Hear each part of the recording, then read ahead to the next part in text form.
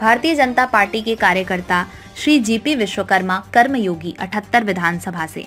Bharatiya Janata party से 78 विधानसभा पिछड़ा वर्ग से प्रत्याशी के रूप में जनता जनार्दन की मांग है कि इस क्षेत्र में पिछड़ा वर्ग से श्री जीपी विश्वकर्मा कर्मयोगी, जो हर क्षेत्र में आध्यात्मिक, शैक्षणिक, सामाजिक गतिविधियों के साथ निरंतर समाज सेवा में संलग्न होकर जनता के बीच लगातार जुड़े हुए हैं, यदि वे उन्हें 78 सिहावल के प्रत्याशी बनाया जाता है तो निश्चित यह सीट भाजपा को प्राप्त होगी। लंबे समय से सेवा के कार्यों में समय देते हैं। विधानसभा की जनता की भी इस बार यही पुकार है कि विश्वकर्मा जी ही चुनाव लड़ें।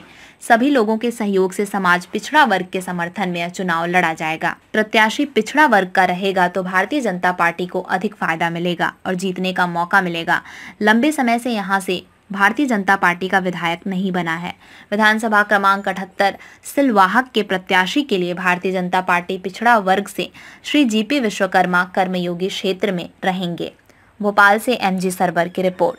दल है और छोटे छोटे दलों में इतना ताकत नहीं होती है साहब कि एक किसी खूंखार शेर को जो है तो डिफीट दे सके। सर, आपका चेहरा इतना लोकप्रिय किस वजह से वहाँ पे हुआ? जनता क्यों पसंद कर रही है आपको? मैंने बहुत सारे शैक्षणिक कार्य किया है, सामाजिक काम किया है, आध्यात्मिक काम किया है और महिला सशक्तिकरण का, कन्या शिक्षा का मैंने बहुत सारा काम किया है, व्यसन मुक्ति का कार्यक्रम किया है। साल में हमारे कम से कम 10-15 कार्यक्रम होते ही हैं, कम से कम बता रहा हूँ। और इसलिए पूरे क्षेत्र में लोग मेरे को जानते हैं। वहाँ का कोई व्यक्ति ये नहीं है कि विश्वकर्मा जी को नहीं जानता होगा। ठीक है, धन्यवाद।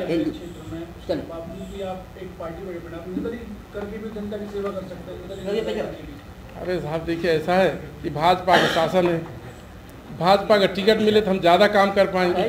मान लो मैं निर्दलीय जीत जाता हूँ, समझ लीजिए, सपोज मैं निर्दलीय जीत जाता हूँ, तो क्या मैं उतना काम कर पाऊंगा जितना कि एक शासन वाला काम कर सकता है व्यक्ति? फिर मेरे को शासन से लड़ना पड़ेगा। आप खुद सोचिए ना। तो मैं हाँ, आज अपनी दावेदारी को लेकर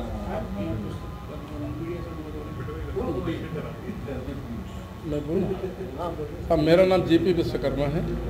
मैं सिहावल विधानसभा क्षेत्र से सोनवर्षा गांव का रहने वाला हूं और चूँकि मैं वहां के धरती से जुड़ा हुआ हूं और मेरा जीवन शैक्षणिक, आध्यात्मिक, सामाजिक है और शैक्षणिक, आध्यात्मिक, सामाजिक कारण से मैं उस क्षेत्र में बहुत कार्यक्रम कर चुका हूँ और वहाँ की जनता मेरे को हर एक व्यक्ति जानता है और उनकी जनता की डिमांड है कि बाबूजी आप राजनीति में आकर के यानी सशक्त रूप से हम लोगों की सेवा करिए, क्योंकि मैं अपना पैसा खर्च करके लोगों की सेवा करता रहता हूँ, लेकिन आप जान सकते हैं कि एक व्यक्ति अपने तन मन धन से कितनों की सेवा कर सकता है, लेकिन यदि शासन की सुविधाएँ मिल जाएँ तो बेहद की सेवा हो सकती है।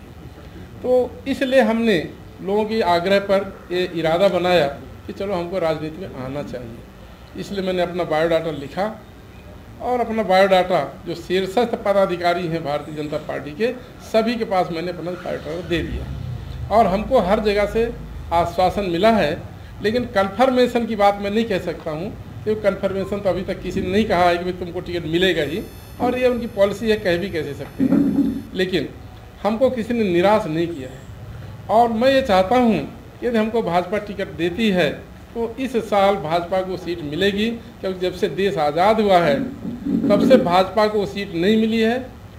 एक बार ओनली वन टाइम जब मैं 2008 में वहाँ चुनाव में था, एट दैट टाइम माननीय इंद्रजीत कुमार पटेल जी, एक और मोदी जी ये कह रहे हैं कि 70 प्लस का जो है ये टिकट नहीं मिलेगा और आप 73 साल में टिकट मांग रहे हैं, तो वो उनका मैटर है साहब।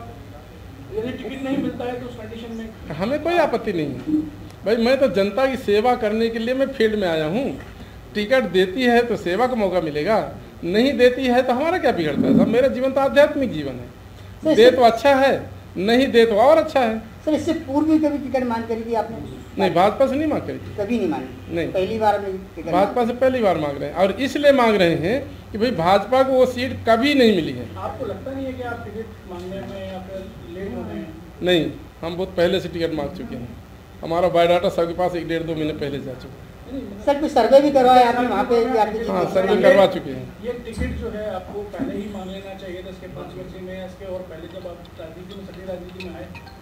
नहीं साहब, उस समय हमारे पास इतनी जनता की ना डिमांड थी, ना जनता की इतनी परेशानी थी।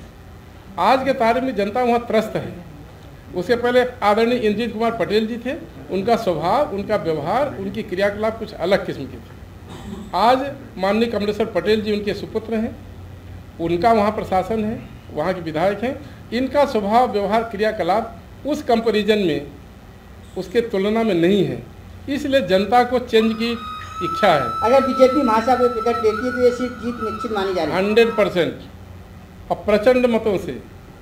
जब आपको वहाँ के सारी राजनीतिक दलों की समर्थन प्राप्त है, हाँ, वह जनता आपकी मांग है, हाँ।